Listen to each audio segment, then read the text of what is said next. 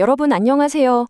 오늘 우리가 함께 살펴볼 내용은 정말 진짜 흥미진진합니다. 고대 복음서들이 그 당시 그리스 로마 시대나 근동 세계와 대체 어떻게 상호작용했는지 완전히 새로운 시각을 보여드릴 거거든요. 바로 학자 마이클 버드가 극찬했던 조지 반 쿤텐 교수의 도발적인 새 책, 좋은 소식의 반향을 바탕으로 핵심만 쏙쏙 뽑아 해설해 드리겠습니다. 당시 사람들이 도대체 왜 이 텍스트들을 좋은 소식이라고 여겼는지 그 역사적 맥락을 짚어보는 아주 매력적인 시간이 될 겁니다. 이 책의 저자인 반 쿠텐 교수는요, 이 책이 흔해 빠진 지루한 종교주석서가 절대 아니라고 못 박습니다.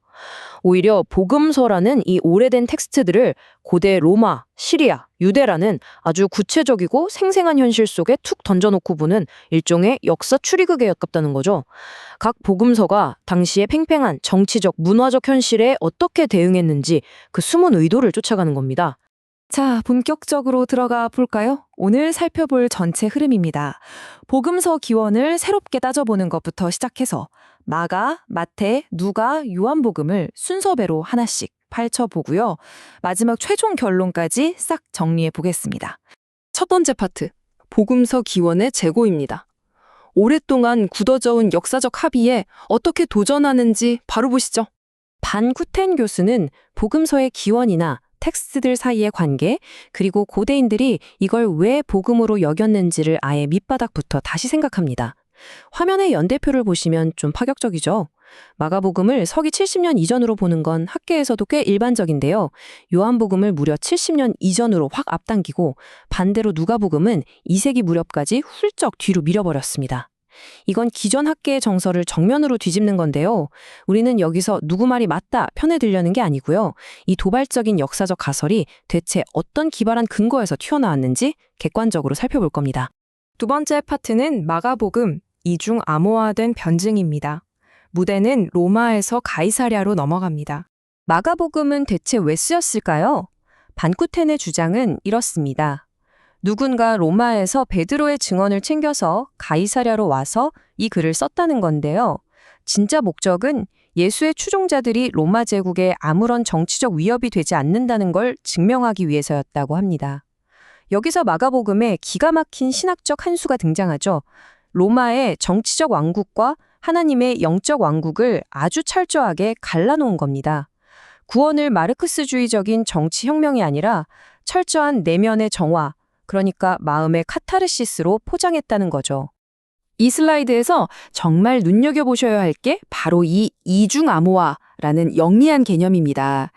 옛날 학자들은 마가복음은 기독론이 낮네, 요한복음은 높네 하면서 탁상 공론을 벌였잖아요. 하지만 이 개념은 그런 낡은 논쟁을 싹 무시합니다. 쉽게 말해 유대인 청중과 로마인 청중 양쪽의 코드를 동시에 저격했다는 뜻이거든요. 어느 쪽이 듣든 아, 이분은 신적인 존재구나 하고 알아먹을 수 있는 종교적 언어를 절묘하게 섞어 쓴 겁니다. 그럼 구체적으로 어떻게 양쪽 코드를 다 맞췄느냐 사례들을 좀 볼까요? 물 위를 걷는 기적은 고대인들이 생각하는 자연을 통제하는 신적인 힘을 보여주고요.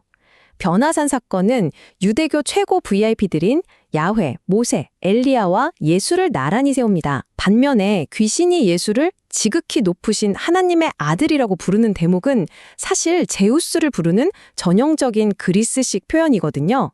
게다가 떡과 포도주는 당연히 고대 그리스의 데메트르나 디오니소스 제이를 떠올리게 하죠. 마가복음은 당대 최고의 종교적 어휘들을 영끌해서 예수의 신성을 알리고 있었던 겁니다.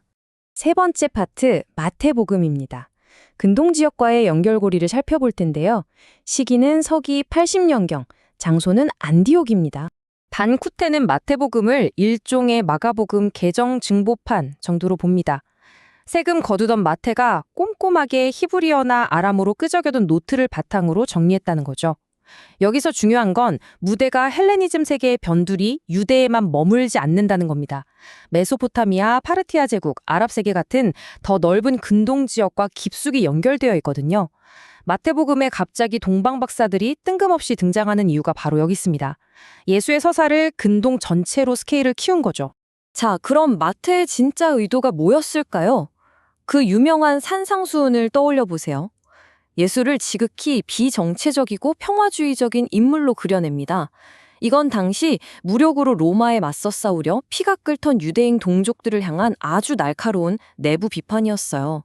한마디로 제발 로마랑 전쟁 벌이지 마라 하는 절박하고 강력한 시대적 경고를 텍스트에 꾹꾹 눌러 담은 겁니다. 네 번째로 넘어가 볼까요? 누가복음입니다. 후기 로마의 통합이라는 주제로 서기 93년에서 130년대 로마를 배경으로 합니다. 이 대목에서 학계의 의견이 아주 팽팽하게 맞서는데요. 바울과 함께 다녔던 의사 누가가 언제 이 글을 썼냐는 겁니다. 반쿠테는 누가가 평화의 신전 도서관에서 역사가 요세푸스의 책을 읽다가 구레뇨 총독의 인구조사 연도를 착각했다고 봅니다. 그래서 저작 시기를 2세기까지 확 늦춰버리죠. 반면에 마이클 버드 같은 학자들은 에이, 요세푸스의 글이 그렇게 빨리 기독교인들 손에 쫙 깔렸겠어? 하면서 의심을 표합니다. 우리는 여기서 심판을 보려는 게 아니라 학자들이 이 오래된 텍스트를 두고 어떤 치열한 추리 게임을 하고 있는지 그 재미를 느끼시면 됩니다. 이 슬라이드가 그걸 아주 기가 막히게 보여주는데요. 누가 후기 로마의 입맛에 맞게 이야기를 어떻게 싹 편집했는지 한눈에 들어오죠. 로마인들한테 낯선 동방박사 이야기는 빼버리고요. 십자가 위에서 예수가 절규하는 장면? 감정을 억누르는 게 미덕인 당시 스토아 철학의 유행에 맞춰서 깔끔하게 삭제합니다. 게다가 당시 법정에서 증인으로 대우받지 못했던 여성들이 빈무덤을 발견했다는 내용까지 지워버립니다. 철저하게 그 시대 로마와 유대의 문화적 규범에 텍스트를 맞춰버린 거죠. 다섯 번째 파트는 요한복음과 초기 예루살렘 서기관입니다. 서기 70년 이전 기원서를 다룹니다. 드디어 마지막 복음서, 요한복음이네요. 요한복음이 넷 중에 제일 늦게 쓰였다는 건 19세기부터 거의 절대적인 정설이었는데요. 반쿠테는 이걸 엎어버리고 서기 65년에서 66년쯤으로 앞당겨버립니다. 그 결정적 단서가 바로 요한복음 5장 2절입니다. 베데스다라 하는 못이 있는데, 보이시죠? 이 있다라는 현재형 시제. 반쿠테는 이 시제야말로 서기 70년에 예루살렘과 성전이 돌무더기가 되기 전, 즉 건물이 쌩쌩하게 서 있을 때 이 글이 쓰였다는 빼박 증거라고 주장합니다. 요한복음의 진짜 저자가 누구일까 하는 추리도 정말 재밌습니다. 생각해보세요.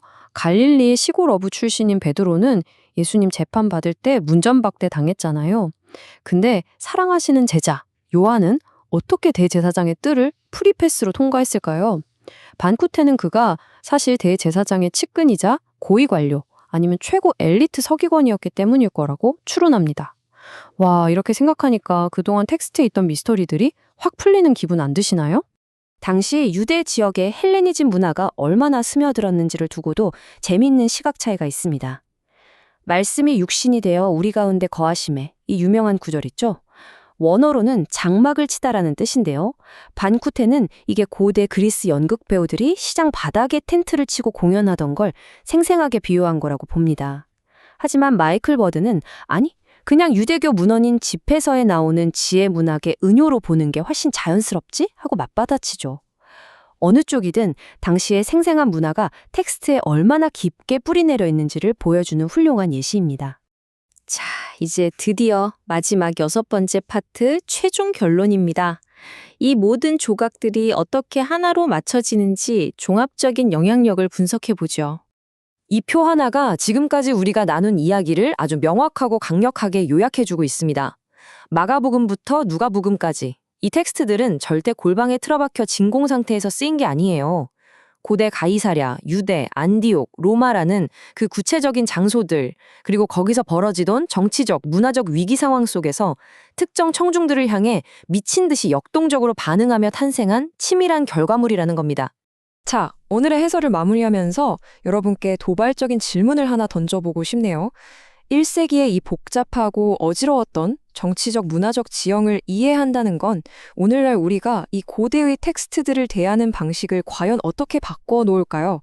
텍스트 활자 뒤에 숨겨진 그 시대의 저자들의 깊은 고뇌, 그리고 1세기 세계의 생생한 숨결을 여러분 스스로 계속 탐구해 보시길 바라면서 오늘 준비한 내용은 여기서 마치겠습니다.